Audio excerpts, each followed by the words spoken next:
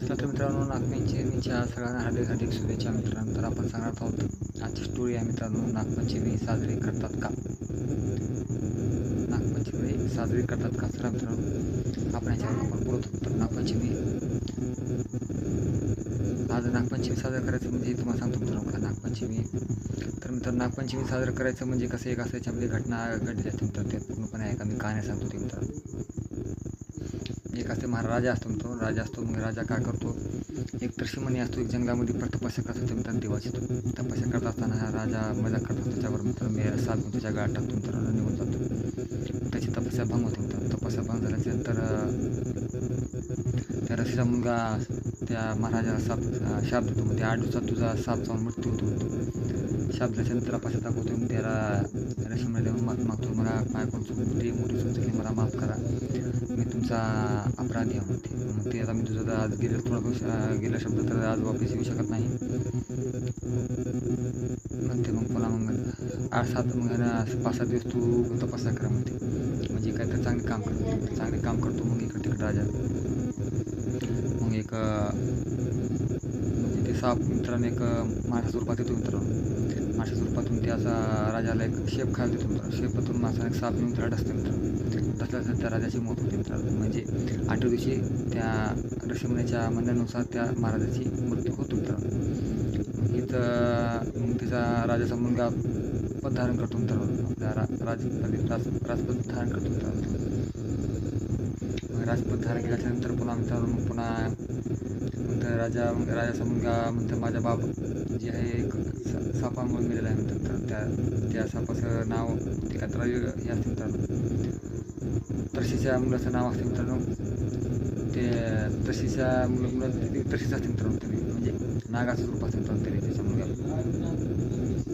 मग त्या नागामुळेच माझ्या मिळाला आहे. आणि ते असं नाग मला जो पण ते मला भेटत नाही ते नाग, तो पण सगळे नाग जे आहेत माझ्या वडिलाला मारलं, मी कोणाला नागाला जीव सोडतो म्हणते. असं जेवढं नाग आहे त्याला मी अग्नीमध्ये भस्म करतो म्हणते. जेवढे कुठले नाग घ्या जाळा म्हणते. सगळे आणून जिकडे तिकडे नाग त्या ह्याच्यामध्ये सुद्धा जातं मित्रांनो. तसं जातं तिथं निघून जातं.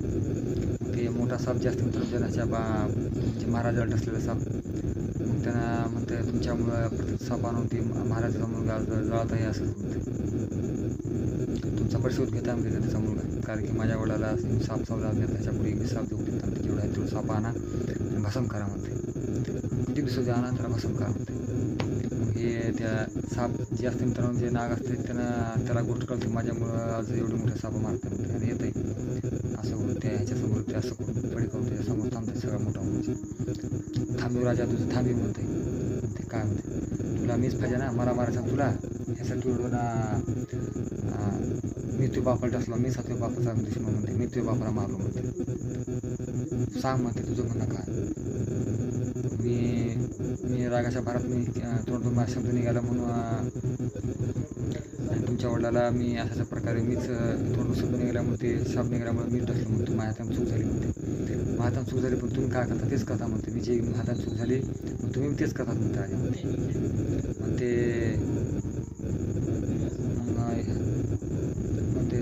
महाराजा म्हणते सगळं थांबवा म्हणते जवळ म्हणते. दुसरं एक ऋषीमुनी मित्रांनो त्यांना म्हणताय मी तुमची सेवा केलो. महाराजा म्हणताय मला काय करायचं तुम्ही सांगा म्हणते तुम्ही हे अग्नी जाऊ नका, मला काय करायचं करा, मला सजा द्या म्हणतो, सापांना सोडा म्हणते. राजा बी म्हणते खरंच ह्याची एक गोष्ट म्हणायला लागली म्हणते. एक गोष्ट की जो एका सापासाठी निरपराध सापाला मी मारतो म्हणते. त्या राजाला बी जसं म्हणतात आता ह्याला मारून तर का होणार सापाला म्हणतात. माझी थोडी फरक आहे म्हणते. तर म्हणजे तुझ्यामध्ये माझ्यामध्ये फरक करायला म्हणतात. जे तू केलास मी तेच करणार म्हणतो. पापाचा भागीदार मी होणार का म्हणतो. तर ह्याला म्हणताय तुझ्यामुळे माझ्या वडिलाला शाप लागला, माझे वडील गेल्या, तुझ्यासाठीच मी वडिलांचा निरपराध सापाला मी मारलो म्हणते. नागाला सापाला किती मारलो म्हणते. मी अपराधी झालो म्हणते. तर महाराज मला क्षमा करा, माझा थोडा तुम्ही शाप निघाला. मी म्हणते त्यानं म्हणताय जा म्हणते तुला तुझ्यासाठी मी मारलं निरपराधला मारलो म्हणते. जा तुला काय करणार म्हणतो. पण तू एक शब्द तू माझा ऐकायला लागला म्हणते. बोला महाराज तुमचं सगळं काय ते मी म्हणायला ऐकतो म्हणते. तू आज ह्याच्या पुढे न काय करता कोणत्या माणसाला चावा घ्यायचा नाही म्हणते, फडी काढून चावायचा नाही म्हणते कोणाला तू आतापर्यंत. आणि हो महाराज मला न काही छेडलं कोण मला तर मी कोणाला चावतो मित्रांनो. छेडल्यावर मी चावणार आणि न छेडता मी कोणाला चावणार नाही म्हणते. निरपराध माणसाला मी चावणार आणि ज्याला मला छेडलं त्याला चावतो म्हणते. मग हे असे वक्तव्य निघते मित्रांनो. महाराजा म्हणते जा म्हणते. ते सापाचा राजा नाग असतात तर ते जातो निघून मित्रांनो. मग म्हणताय जेवढे साप जे जळाले आहेत म्हणते त्यांना काय करतो दुधात बुडा म्हणते, दुधात बुडून आणि त्यांना हे करा म्हणते. तसं जेवढे शरीराला इजा होते त्याला कमी करा म्हणते. सगळं जेवढे माणसं जेवढे मारणार होते सापाला ते सगळे येऊन त्या सापाला दूध उघड टाकतात त्याच्या अंगाचं सगळं दुधाचे. आणि त्याच्या दुधाच्या मुळे ते त्यांचं अंग जे आहे तो थंड होतात. ते जेवढे जळतात तेवढं काय काय नाग दुधामुळे बरे होतात मित्रांनो, चांगले होतात. मग हे अशा प्रकारे हे नागपंचमीचा मुद्दा आहे. याच्यामुळे नागपंचमी साजरा करण्याचा दिवस जेव्हापासून हे नागपंचमी साजरी केली जाते मित्रांनो. दुसरं एक असतं मित्रांनो, दुसरी कहाणी मित्रांनो अशीच एक हे असतं मित्रांनो. मग एक दोन बहिणी असतात मित्रांनो. एक मोठी बहीण एक बारकी बहीण. ते शेतामध्ये काय तर काम करतात मित्रांनो. शेतामध्ये काम करताना अचानक साप येतो मित्रांनो. साप येत असतो. मग ती मोठी बहीण मारत असते मित्रांनो. मारत असताना ते मित्रांनो सापला मारू नको म्हणते. मारू म्हणते खबरमध्ये चावल की म्हणते नाही मारू नको म्हणते. सापाला म्हणते इथं थांबते उद्या पण मी आज थोडंच येतो म्हणजे थांब म्हणते तसं सापाला. दोघे पण निघून जातात तर हिला आठवण राहत नाही तर दुसऱ्या दिवशी येते. अरे म्हणते मी सापाला तिथं थांब म्हणतो, साप तिथं थांबला असेल म्हणते. त्याला बापरे म्हणते आता कसं थांब लगेच येतो म्हटल्यामुळे दुसऱ्या दिवशी संध्याकाळ होते. साप तो पण तिथंच थांबला असतो मित्रांनो. म्हणते बघ तुझ्यामुळे मी आज तू थांब म्हटल्यामुळे तू काल संध्याकाळपासून मी आज सकाळ पण थांबलेला म्हणते. तुम्हाला थांब लगेच येतो म्हणजे तुम्हाला आलं नाहीस म्हणते. मला थांबा सांगलीस आणि तू लगेच येतो म्हणजे चालण्यास म्हणते. दुसऱ्या दिवशी आलीस म्हणते मला भेटायला म्हणते. तुला असा दंड द्यावा लागेल म्हणते साप त्या छोट्या बहिणी तिच्या. काय म्हणते मी तुला चावा घेईन म्हणते. थांब भैया म्हणते. मग म्हणते कामलीस मला भैया म्हणते. भैया म्हणलेस ना बरं मग तो भैया म्हणलेस मी तुला काय करता म्हणते, तुला माफ करतो म्हणते. बोल भाईना ते को क्या चाहिए म्हणते. बोल दीदी तुला काय पाहिजे म्हणते. काय नाही म्हणते मला भाऊ म्हणलास तेच खूप झालं म्हणते. आणि बहीण म्हणला त्याच्यामध्ये मोठी गोष्ट माझ्यासाठी काय म्हणते मला भाऊ भेटला म्हणते याच्यासाठी मला कुठे काही पाहिजे नाही म्हणते. जा म्हणते. बरं म्हणते. आणि मग तेच देवाला प्रार्थना करतो. त्याला काय म्हणते मी आज नाग असून मी हिला आज मनातून बहीण मांडलो म्हणते. मग त्यांना एक माणूस रूप घेऊन धारण करून त्याच्यापाशी येतो मित्रांनो. धारण करून तर मग ते बघू म्हणते.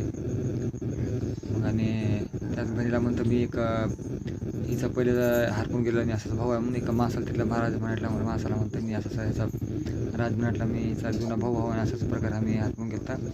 पूर्ण सोंग करून ते साप माणसाच्या रूपात येऊन त्या बहिणीला घेऊन जाते मित्रांनो तिथून. मग ते पुढे गेल्यानंतर म्हणतं बहिणीला मी कोणा माहिती आहे का म्हणते. नाही म्हणते बोल भाई म्हणते. यात साप हा कोणी म्हणते ते त्या दिवशी मला वाचित म्हणतो. हां तेच हा म्हणते मी आणि तुझा भाऊ होऊन आलो माणसाचं रूप घेऊन आलो म्हणते मी तुझ्यासाठी असं का म्हणते. आणि मी साप असा म्हणते आणि तुला काय काटे लागत होतं माझ्या शिफ्टीला पकड आपण तुला काय होते ना म्हणते. मग तिथून पुढे घेऊन जाते मित्रांनो. वर नाग लोकांमध्ये घेऊन जाते बहिणीला. नाग लोकात घेऊन गेल्यानंतर मित्रांनो पुन्हा त्या बहिणीला म्हणते तुला काय पाहिजे ते घे म्हणते. मग नागाची आई असते म्हणते तू वर. नागाची आई म्हणते माझ्या मुलाला थंड दूध करून पिऊ घालून हे दे म्हणते झोपू म्हणते. मग ह्यानं नाग काय करतो मित्रांनो त्याला दूध बहिणीला दे थंड करून दे मित्रांनो गरम करून पिऊ घालते मित्रांनो. त्याला ध्यान नाही त्याला काय करते गरम करते पिऊ घालते. गरम त्याच्या तोंडाला पोलते मित्रांनो. ते नागाची आई चिरते म्हणते तू असं कसं केलं म्हणते माझ्या मुलाला. तर मग त्यानं नाही तिला काय कळलं नाही त्यानं गरमच करून दिली. त्यानं ध्यान होतो तिला काय करू नको. मग ह्यानं माणूस रूपात येऊन तिला काय करते बहिणीला सोनं नाणं देऊन का तिला पाहिजे तिथं नाग देतो म्हणतो तुमचं सोनं देऊन जुन्या बहिणीला तर राजमहाल वाढला होतो. सोनं बघून तिची मोठी बहीण राजमहाल त्याला बाप एवढं मोठं सोन्याच्या भावाला मोठं दिलं असं भाऊ श्रीमंत दिसत नाही म्हणते भरपूर गरीब दिसत नाही म्हणते. अजून सोनं मागे होते त्या भावाला. गळ्यातलं मागवते सोनं गळ्यातलं सोनं मागते ब्रॅटलेस मागते सोनाचं. आणि हे ना म्हणते भाई अजून सोनं मागतं घे म्हणते अजून अजून सोनं देऊ म्हटलं होतं मित्र.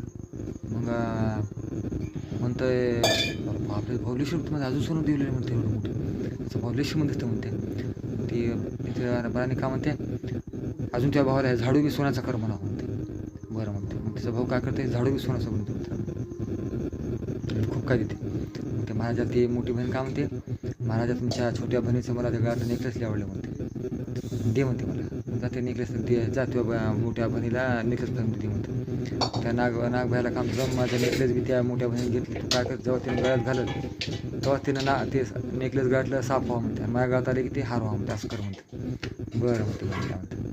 मग लगेच काय करतंय की मोठी महाराने गळ्यात नेकलेस घालत असताना लगेच गळ्यात घातली साफ होते मित्रांनो. म्हणते भाई नगं म्हणते तू काय केलंस म्हणते असं ते लगेच साफ व्हायला म्हणते. काही नाही मी काय म्हणलं म्हणते ते रोज मला माझ्या गळ्यात घातली की ते फक्त हार होते हिच्या गळ्यात घातली की साफ होते बघा म्हणते खराब होतं म्हणते. दे म्हणते हिला दे म्हणते. लगेच घातली की हिच्यात घार होते तिच्यात घातली की नाग होते. जो खरंच आहे म्हणते. ते कोण आहे ते म्हणते. म्हणजे असं त्रास देतात म्हणते. त्रास दिले की अजून तिथे 6-5 रुपये देते म्हणते. माझ्या बहिणीला पुन्हा त्रास दिला तू सगळ्यात मारी म्हणते दंड दिली म्हणते. मी नागराजा म्हणतात ह्याच्या पुढे आमच्या बहिणीला त्रास दिला तर बघा नाही नागराज आमचं सगळं चुकलं आम्हाला दंडवत नमस्कार तुम्हाला आमचं चुकलं माफ करा आम्ही याच्या पुढे असं करणार सगळं नागदेवताला माफी मागतो तो मित्रांनो. आणि ह्याच्या पुढे माझी बहीण आहे त्रास देऊ नका म्हणते. मग ही अशा प्रकारे एक कहाणी संपली मित्रांनो. मग ही कहाणी कशी वाटली कळवा मित्रांनो. मित्रांनो जसं विषय देखील ना आपल्या बहिणीसाठी एक भाऊ शकतो मित्रांनो. तर मग